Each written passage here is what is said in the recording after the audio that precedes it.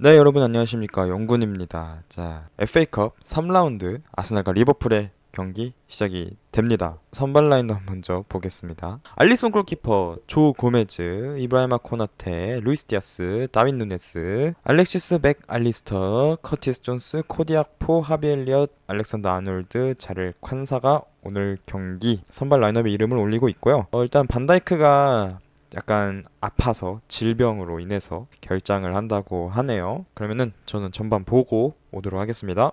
네, 전반전 끝이 났고 0대 0입니다. 아직 득점이 없는데 리버풀 같은 경우에는 이번 경기 살라 엔도 없는 상황에서 꾸릴 수 있는 어느 정도의 베스트 라인업을 들고 왔어요. 반다이크도 없지만. 그래서 반다이크가 없다 보니까 일단 수비적으로 안정되어 있다라는 느낌은 없었고요. 많이 어수선했죠, 사실. 그리고 실제로 사실 저는 개인적으로 한두 골 정도는 먹혔어야 했을 경기력이라고 보는데 다행히 하베르츠가 너무나도 리버풀에게 큰 도움을 주고 있고, 그리고 뭐 6탄 방어도 있었고 골대도 맞췄었고 웨데고르가, 그러다 보니까 일단 리버풀 다행히 실점 없이 전반전 맞췄습니다. 아스날 같은 경우에는 오늘 경기 공격수 뭐 리스 넬슨, 뭐 카이 하베르츠 이렇게 꺼내 왔습니다. 뭐 제주스가 무릎 부상이 갑자기 생겨가지고 왜 은케티아를 안 꺼낸 건진 모르겠지만 어쨌든 하베르츠가 제로톱 형태로 해서 나왔는데 오늘은 좀 좋지 못하네요. 최근에 경기력을 많이 끌어올렸던 하베르츠인데 이번 경기에서는 첼시 시절의 하베르츠의 모습을 좀 보여주고 있는 그런 상황입니다. 그나마 사카가 잘하고는 있지만 고메즈가 역시 이번에도 조금은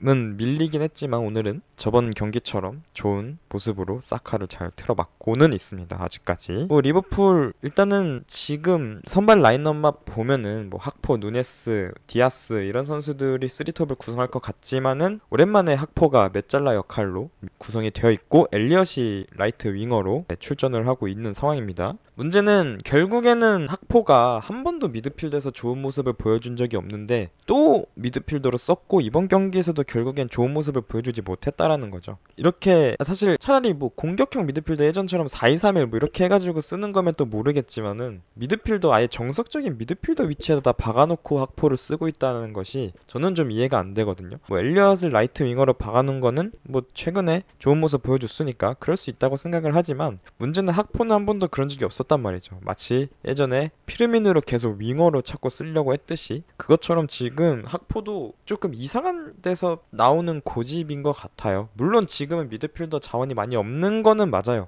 소보슬라이도 부상이고 뭐 티아고 바이세티치 사실상 이번 시즌 없는 선수들이고, 그리고 이제 메갈리스터 돌아왔고 엔도는 이제 대표팀 갔고, 그리고 커티스 존스 뛰고 있죠. 엘리엇 윙어로 뛰고 있습니다. 그래서 사실 이제 기용할 수 있는 선수가 흐라벤베르밖에 없긴 해요, 미드필더. 하지만 좀 아쉽다라는 거죠. 그래서 지금 한정적인 중원 자원을 지니고 있기 때문에 어떻게 보면은 학포를 미드필더에 쓴다는 생각이 너무 터무니없는 얘기는 아니다라고 볼 수 있어요. 하지만 문제는 좋지 않다라는 거죠. 결국에는 교체를 해줘야 되는 자원이라고 생각을 되고요. 아니면 전술적인 변화가 있어야겠죠. 그래서 흐라반베르가 빨리 투입이 돼야 또 어느 정도 중원에서의 영향력이 살아날 것 같고, 그래도 다행이라고 생각이 되는 것은 오늘 경기 리버풀이 전반전을 잘 버텼기 때문에 아스날이 전반전에 굉장히 적극적으로 플레이를 해서 압박을 많이 붙어줬거든요. 그렇게 생각을 했을 때 후반전에는 좀 리버풀이 기회를 잡을 수도 있다. 왜냐면은 체력적인 문제가 또 생길 수 있기 때문에. 그래서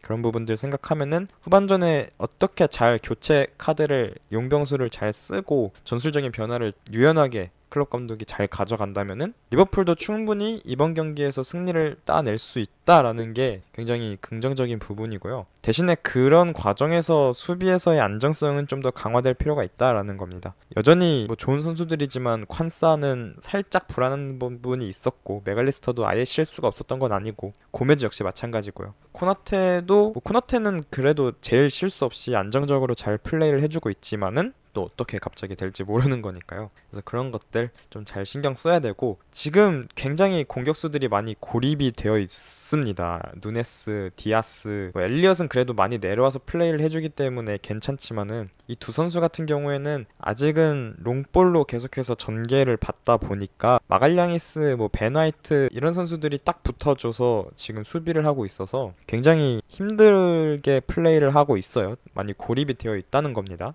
그래서 이런 것들을 좀 살려주기 위해서는 사실 중원에서 같이 올라와 주면서 수비수를 분산시켜주거나 지원을 해줘야 되는데, 문제는 후방에서 반다이크도 없고 하다 보니까 불안하단 말이죠. 그래서 빌드업을 도와주기 위해서 많이 내려온단 말이에요. 그리고 어쨌든 아스날이 굉장히 압박을 강하게 붙어주고 있기 때문에, 그런 것들 때문에 미드필더들이 많이 내려올 수밖에 없고, 그러면은 결국에는 공격수들이 고립이 되는 상황이 생긴다는 겁니다. 지금 뭐 아스날 같은 경우에는 보시면 아시겠지만은 웨데고르가 뒤에 조르지뉴 그리고 데클런 라이스에게 수비 맡겨놓고 위로 많이 올라와서 영향력을 미치고 있잖아요. 그래서 덕분에 사카가 좋은 모습 보여주고 있고, 덕분에 굉장히 좋은 슈팅 기회들도 많이 찾아왔었죠. 그래서 그런 걸 생각했을 때 리버풀도 조금은 그런 부분들을 살리기 위해서는 공격진과 이 중원 라인 간격이 좁아질 필요는 있다. 그래서 그런 간격 조절 같은 것도 하프타임 동안에는 필요해 보입니다. 그래서 과연 후반전에 어떻게 클롭 감독이 경기 풀어가려고 할지 그거 지켜보면서 후반전 보고 오도록 하겠습니다.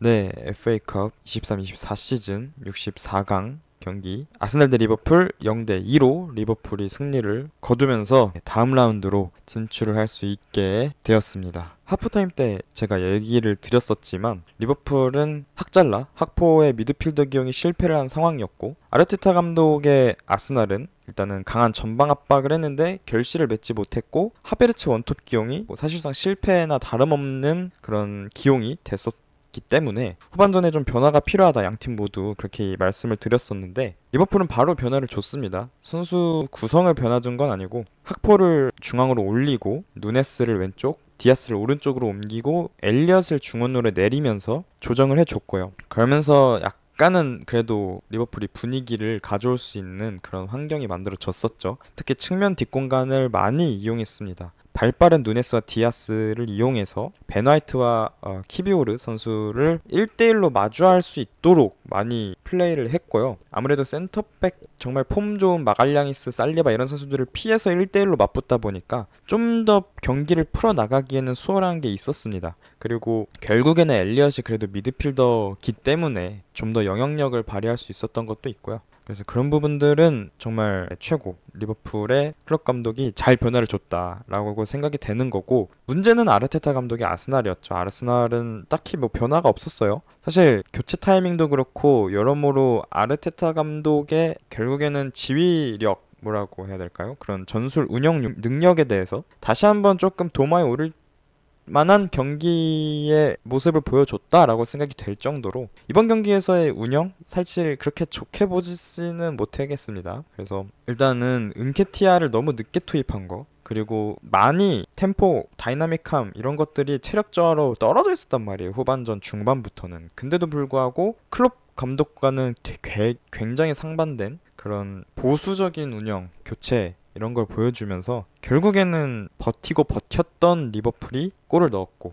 선제골을 넣을 수 있는 기회를 잡았었고, 아스날은 기회 놓칠 거 다 놓친 다음에 소 잃고 외양간 고치는 식의 그런 교체가 들어갔었죠. 그래서 교체 타이밍에 대한 얘기는 아마 이번 경기에 가장 큰 아르테타 감독의 비판점이 아닐까 싶고요. 반대로 클롭 감독 같은 경우에는 아스날의 템포, 체력 저하 이런 것들을 빨리 캐치하고 과감하게 코너 브래들리와 바비 클락 이런 선수들, 좀 쌩쌩한 선수들을 빠르게 투입하면서 중원에서의 다이나믹함을 유지했던 거, 이런 과감한 선택은 되게 성공적으로 돌아갔죠. 특히 브래들리 같은 경우에 마르티넬리를 잘 막아주면서 어쨌든 지난 시즌에 볼튼 임대 가서 좋은 활약을 보여줬던 게 우연이 아니다라는 것을 좀 증명한 경기지 않나 싶습니다. 그래서 그런 부분들은 클럽 감독의 결국에는 그동안 쌓여온 노하우, 그런 노련함 이런 것들이 돋보이는 장면이었다라고 생각을 할 수 있겠습니다. 그리고 결국에는 아스날 선수들도 최근에 폼이 그렇게 좋은 편은 아니에요. 아스날 지금 리그에서 2연패하는 중이었고, 그러면서 결국에는 공격진이 제대로 된 기회를 살리지 못했다라는 게 패인이기도 했는데, 이번 경기에서도 마찬가지로 뭐 하베르츠도 되게 많은 기회를 날렸고,